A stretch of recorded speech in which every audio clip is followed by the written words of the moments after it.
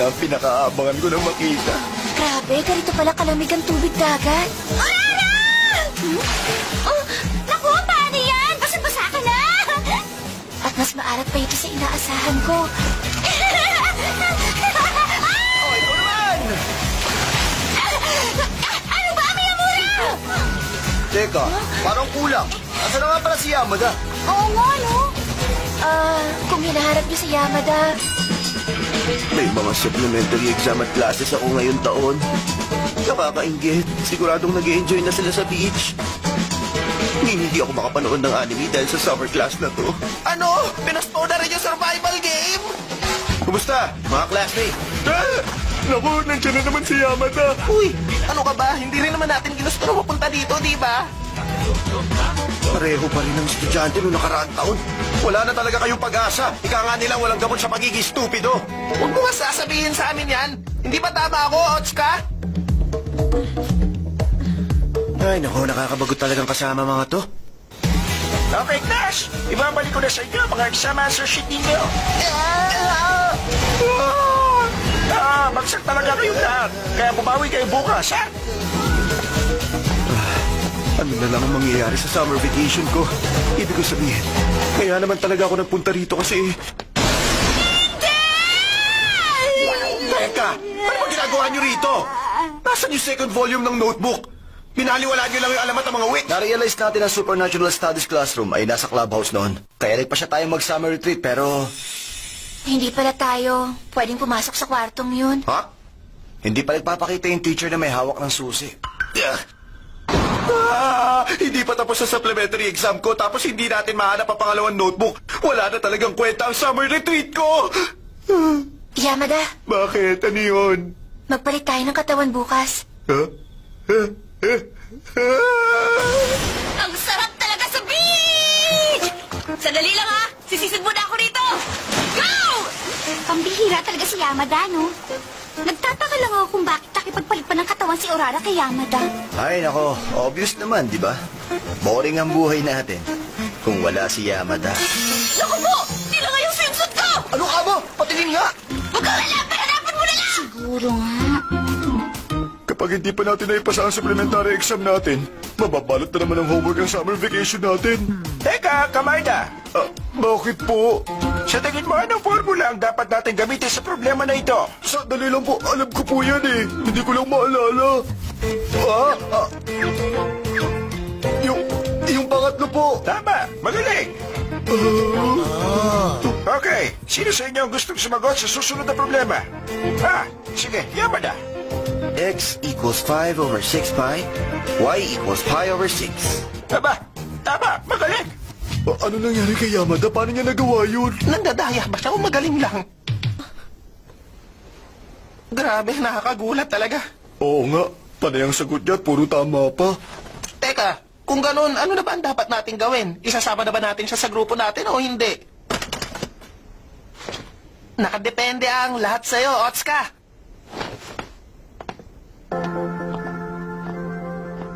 Oras na para kumain tayo.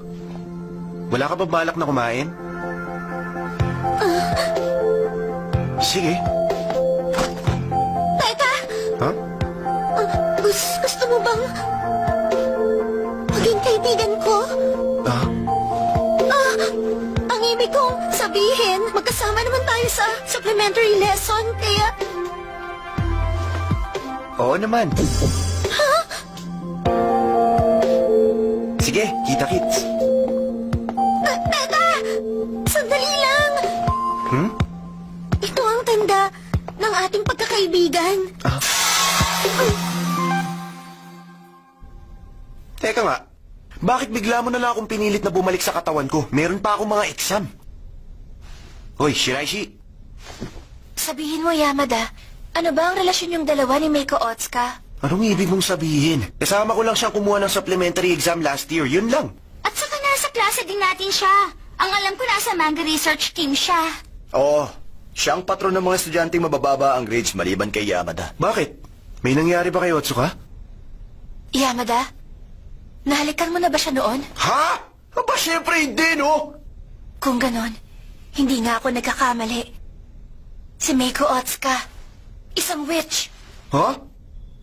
Kasi bigla niya ako hinalikan eh. Ah, Pangkaraniwan, naasal yun ng isang witch.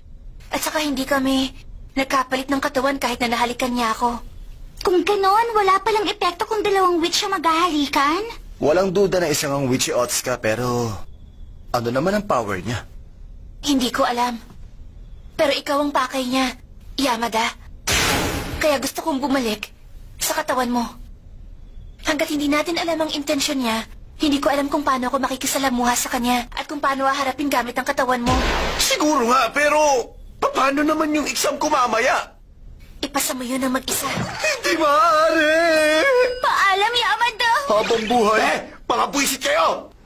Ay, kung kailan pa naman matatapos na yung exam ko. Kung isang witch si Otska, ano kayang kapangyarihan ng balak niyang gamitin sa akin? Excuse me. Pasensya na kung nagulat kita ng gusto, ha? Sorry. Ibig ko sabihin, nung hinalikan kitang bigla. Alam niya yata na hindi tumalab ang kapangyarihan niya sa akin.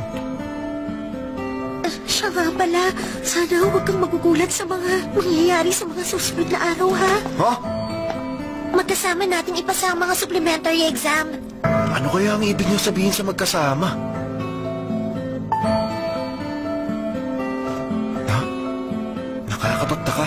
Parang normal lang ang pagsagot nila sa exam.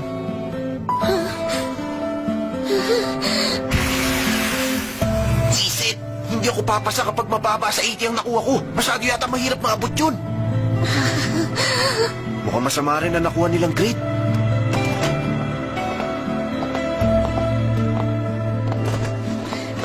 Teka, Otska! Bakit? Sabihin mo, ano bang ginawa mo sa akin? Wala! Sabihin mo kung ano ba talaga ang kailangan mo sa akin! Teka, parang ibang tao ka na. Dun sa nakilala ko, ha? Ha? Kalimutan mo na lang yung nangyari ngayon. Ano ba talaga ang binabalak niya? Teka! Ano bang ginagawa niyo dito? Kami dapat na nagtatanong sa inyo niyan. Ang lakas naman ng loob nyo na unahan kami. Hindi naman. Huwag ka na nga magmaang-maangan dyan! Sigurado ako na nagpunta kayo dito para hanapin yung pangalawang volume ng notebook pero sarado pa ang club room. Oo, alam namin yon. Hindi mabubuksan yon maliban na lang kung tapos na ang extra lessons. Ano? Bukod doon, alam niyo mukhang yung kapalit ng supplementary lesson teacher ang may hawak ng susi. Ibig sabihin, hindi natin mapapasa kamay ang volume 2 ng notebook na yun. Hanggat hindi kami nakakapasa sa mga exam namin, ganun ba? Sa tingin ko, gano'n na nga yun. Kung ganon, edi makipagpalit na lang kayong lahat ng katawan kay Shiraishi at saka Mandaya. Ay nako, alam mo naman na hindi kami pwede maghalikan sa harap ng teacher namin. Oh, teka. Ngayong nabanggit mo, sabi ni Otska, magkasama nating ipasa ang mga supplementary exam. Yun kayang biglaan niyang pagsasabi ng ganun, may kinalaman sa kapangyarihang taglay niya? Tingin mo, may ipapasa mong exam kung gagamitin natin ang kapangyarihan ni Otska, ganun ba? Yan ang hindi natin alam. Pero mukhang dapat nating subukan yon. Oh, wag mong sabihin na... Okay, sige, sa pagkakataong ito, ikaw naman ang hahalik kay Otska.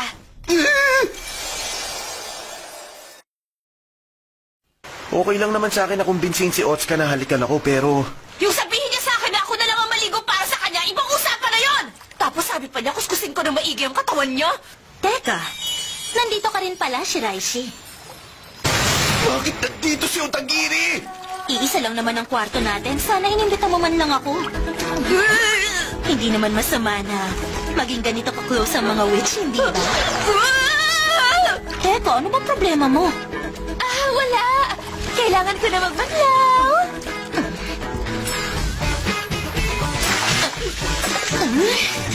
Mauna na akong lumabas, ha? Teka, sandali lang!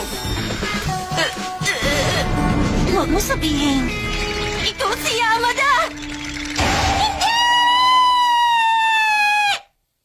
Sumusobra ka na talaga! Anong magagawa ko? Ang hinalikan kasi ni Otska ay si Shiraishi na nasa katawan ko!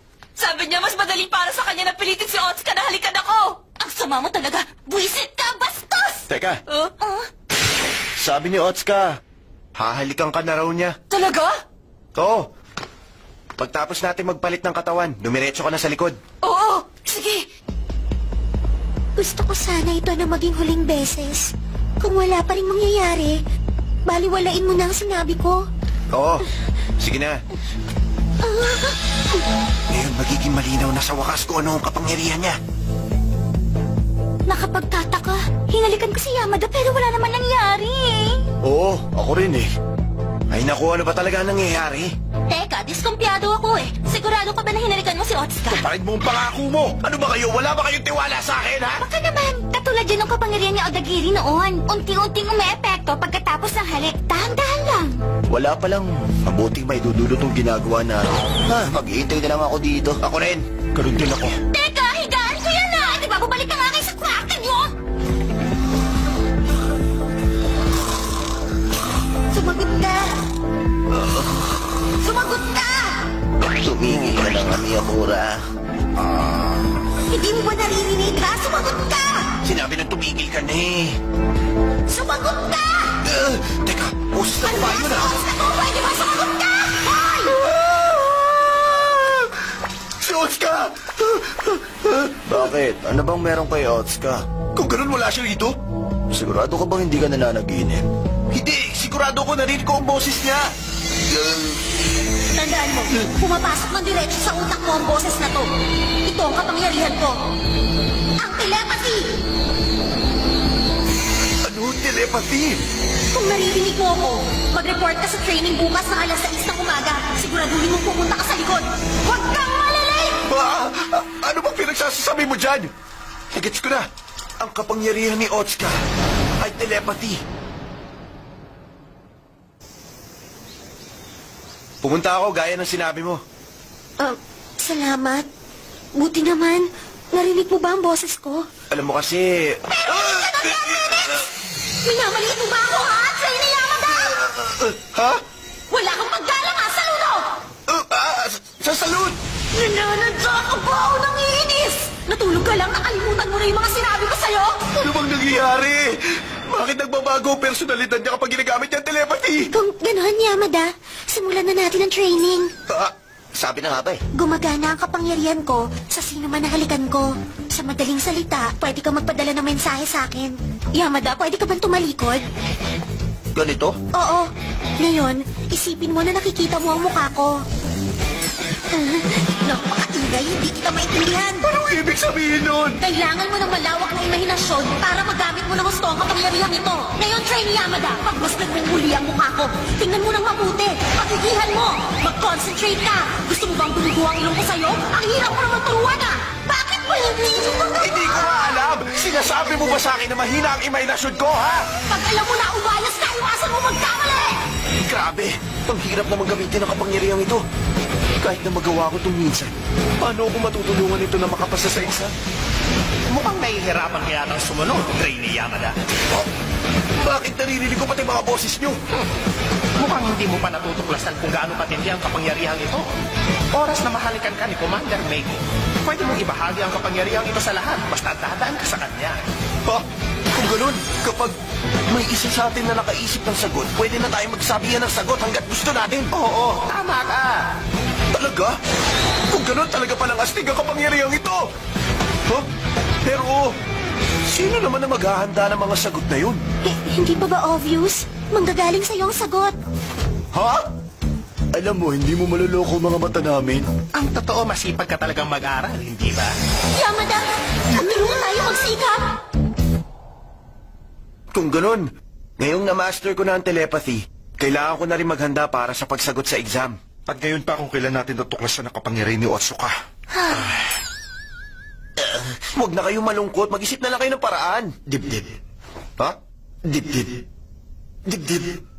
Dibdib. Na-master na rin ng Miyamura ang paggamit ng telepathy. Ha? Hoy, Miyamura, ituro mo nga sa akin yung technique. Kailangan mo lang isipin ang mukha ng gusto mong makausap. Nahihirapan nga ako kasi hindi ko kaya. Pero, hindi mo ba maipapasa yung exam kung makakapag-usap kayo gamit ang telepathy? Ano ka mo? Talaga? Wala na tayong magagawa. Kailangan ko nang ibigay sa ito. Ano to? O sige, simulan natin ang exam para sa araw na ito. Bakit kaya meron si Miyamura ng mga litratong to? Walang litrato na pwedeng itago sa akin. Oh? Ano naman yung tungkol sa litrato, Trainee Yamada? Oh, teka. Nagawa ko na. Ayos!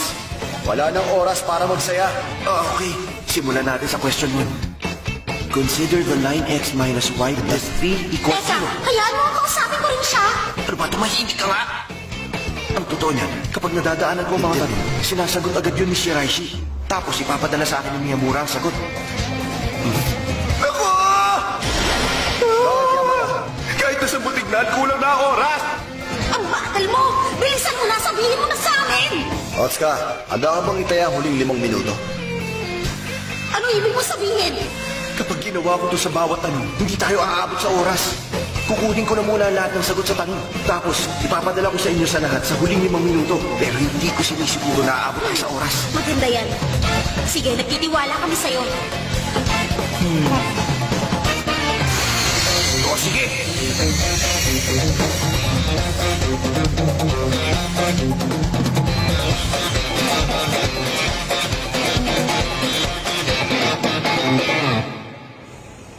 Narito na ang resulta ng mga exam ninyo.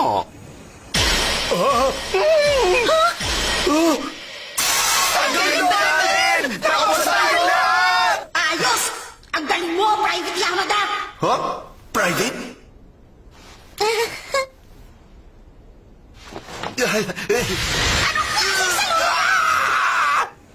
Mukhang nakapasa naman siya kahit papano. Ang ginawa lang naman niya kanina ng daya siya. Huwag mong sabihin yan. Gumamit siya ng kapangyarihan. Pero nagawa pa rin niya yung isa. Kasi yung malaking hakbang para kay Yamada. Hindi ba? Well, basta ang mahalaga, mabubuksan na rin sa wakas ang Supernatural Studies Club Room. Oo, tama ka.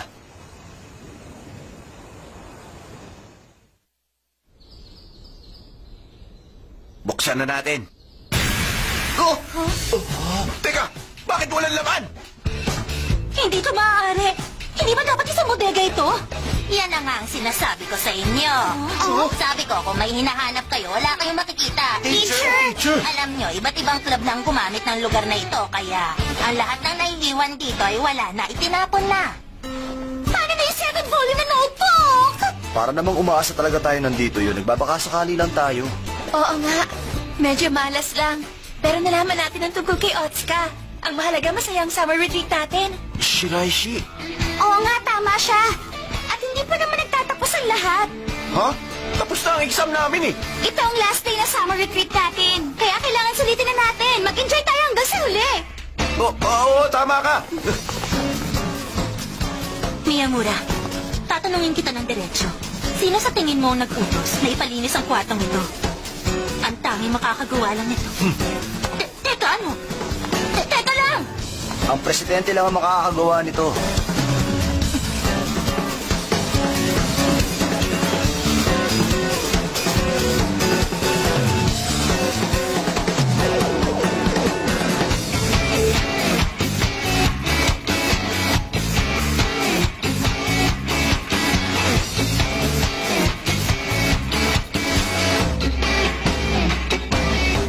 Okay, fireworks na! Teka, Miyamura, maglagay ka muna ng tubig sa timba. Bakit hindi na lang ikaw? Uy, Yamada. Ha? Gusto kong ikaw ang magsindi nito. Hindi, mapanganib yan. Huwag na lang. Alam mo, Shiraishi, Ano yon? ngayon nakilala ko na si Otsuka. Nakumbinsi ako sa isang bagay. Hindi ka masaya sa mga sitwasyon na kinakaharap mo. At may kakayahan kang makipagpalit ng katawan. Gusto namang tipunin ni Odagiri ang lahat ng kakampi niya para maging student council president. May kakayahan siyang manggayuma. Si Otsuka naman, mahina sa pakikipag-usap sa mga tao. Kaya meron siyang telepathy. Ang kapangyarihan ng mga witch ay nakuha nila dahil hiniling nila ang mga yon. Tama ka. Siguro nga ganun. Kung ganun pala, ano nga kaya ang hiniling ko? Ibig mong sabihin, meron ka rin hiniling? Hindi ko alam. Pero sigurado ako, malalaman ko din yun kapag nakilala ko na ang lahat ng witch. Kaya nga nagpasya ako. Nahanapin silang lahat. Gusto kong malaman kung bakit ito ang kapangyarihan na nakuha ko. Yamada.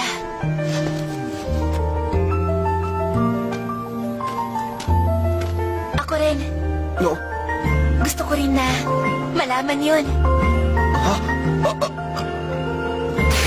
Teka, ano ba ginagawa niyong dalawa dito, ha? Balak niyo ba huwag kami isama sa pagsasaya niyo? Hindi ah! Grabe, hanggang sa huli, hindi pa rin kayo nakikipagtulungan, ha? Sinabi mo pa. Kalimutan nyo na yan. Sasabihin ko na lang sa inyo ang magandang balita na sinabi sa akin ni Otska. Ano ba yun? Si Yamada ka lang, huwag kang pa-importante. Ang susunod na witch, kilala ko na siya.